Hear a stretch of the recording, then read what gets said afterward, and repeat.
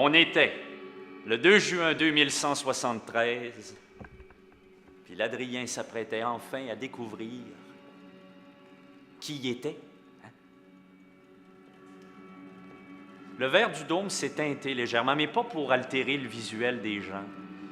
Puis au dehors, l'étoile agonique a commencé à boursoufler à sa gauche pendant qu'une énorme éruption l'aiguillait par la droite.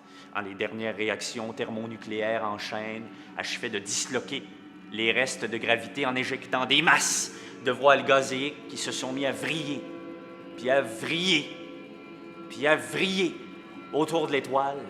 La boursoufle grossissait encore, puis encore, pendant que l'aiguille démesurait toujours plus vers la droite, puis crevait, là à l'eau.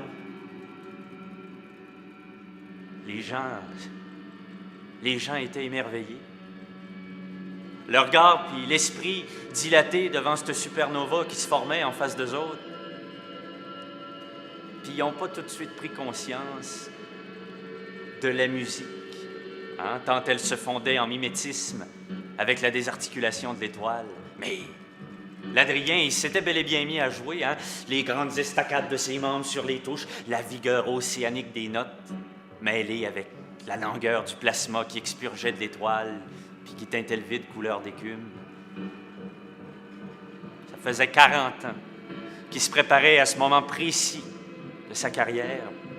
Mais il n'y a rien qui était comme il l'avait imaginé.